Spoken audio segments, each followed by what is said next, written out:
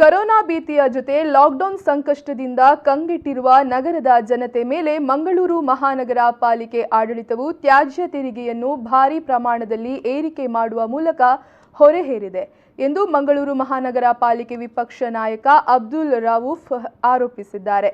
ದಕ್ಷಿಣ ಕನ್ನಡ ಜಿಲ್ಲಾ ಕಾಂಗ್ರೆಸ್ ಕಚೇರಿಯಲ್ಲಿ ಸುದ್ದಿಗೋಷ್ಠಿ ನಡೆಸಿ ಮಾತನಾಡಿದ ಅವರು, ಮಂಗಳೂರು ಮಹಾನಗರ ಪಾಲಿಕೆಯ 2015-16ರಲ್ಲಿ ಮರುಪರಿಶೀಲನೆ ಮಾಡಿ ಜಾರಿಗೊಳಿಸಲಾಗಿದ್ದ 500 ಚದರ ಅಡಿಗೆ ವಾರ್ಷಿಕ 180 ರೂಪಾಯಿಗಳಂತೆ ನಿಗದಿಪಡಿಸಲಾಗಿದ್ದು, ತ್ಯಾಜ್ಯ ತೆರಿಗೆಯನ್ನು ಏಪ್ರಿಲ್ನಿಂದ 600 ರೂಪಾಯಿಗಳಿಗೆ ಏರಿಕೆ ಮಾಡಲಾಗಿದೆ. ಇದು ಶೇಕಡಾ 231ರಷ್ಟು ಏರಿಕೆಯಾಗಿದೆ ಎಂದರು. ಕೊರೋನಾ ಲಾಕ್ಡೌನ್ನಿಂದ ಆರ್ಥಿಕ ವ್ಯವಹಾರಗಳು ಸ್ಥಗಿತವಾಗಿದ್ದು, ಸಂಕಷ್ಟದಲ್ಲಿರುವ ಸಂದರ್ಭ ತೆರಿಗೆ ವಿನಾಯಿತಿ ನೀಡುವ ಮೂಲಕ ಜನರಿಗೆ ಸಹಕಾರ ನೀಡಬೇಕಾಗಿದ್ದ ಮಂಗಳೂರು ಮಹಾನಗರ ಪಾಲಿಕೆಯ ಆಡಳಿತ ಕೊರೋನಾ ನೆಪವೊಡ್ಡಿ ಅವರ ಲಾಭ ಪಡೆಯುತ್ತಿರುವುದು ಖಂಡನೀಯ. ಈ ಬಗ್ಗೆ ಸೂಕ್ತ ಕ್ರಮ ಕೈಗೊಳ್ಳದಿದ್ದರೆ ಮಂಗಳೂರು ಮಹಾನಗರ ಪಾಲಿಕೆಯ ವಿರುದ್ಧ ಹೋರಾಟ ನಡೆಸಲಾಗುವುದು ಎಂದು ವಿಪಕ್ಷ ನಾಯಕ ಎಚ್ಚರಿಸಿದ್ದಾರೆ. ನೀರಿನ ದರದಲ್ಲೂ ಭಾರೀ ಏರಿಕೆ ಮಾಡಲಾಗಿರುವ ಕುರಿತಂತೆ ವಿಪಕ್ಷ ಮೌನವಾಗಿರುವುದೇಕೆ ಎಂಬ ಸುದ್ದಿಗಾರರ ಪ್ರಶ್ನೆಗೆ ಪ್ರತಿಕ್ರಿಯಿಸಿದ ಮಂಗಳೂರು ಮಹಾನಗರ ಪಾಲಿಕೆಯ ಹಿರಿಯ ಸದಸ್ಯ ಲ್ಯಾನ್ಸಿ ಲಾಟ್ ಪಿಂಟೋ, ಈ ಬಗ್ಗೆ ಆಡಳಿತದ ಗಮನ ಸೆಳೆಯಲಾಗಿದೆ. ಈ ಹಿಂದೆ ನೀರಿನ ಬಿಲ್ನಲ್ಲಿ ಆಗುವ ಲೋಪದೋಷಗಳು, ವ್ಯತ್ಯಾಸಗಳ ಕುರಿತಂತೆ ಅದಾಲತ್ ನಡೆಸಿ ಬಗೆಹರಿಸಲಾಗುತ್ತಿತ್ತು. ಇದೀಗ ಕೊರೋನಾ ನೆಪದಲ್ಲಿ ನೀರಿನ ಅದಾಲತ್ ಮಾಡುತ್ತಿಲ್ಲ. ಜನರಿಗೆ ಅತಿ ಅಗತ್ಯವಾಗಿರುವುದರಿಂದ ಮತ್ತೆ ನೀರಿನ ಅದಾಲತ್ ನಡೆಸಿ ಜನರಿಗೆ ಸ್ಪಂದಿಸಬೇಕು ಎಂದು ಅವರು ಸಲಹೆ ನೀಡಿದರು.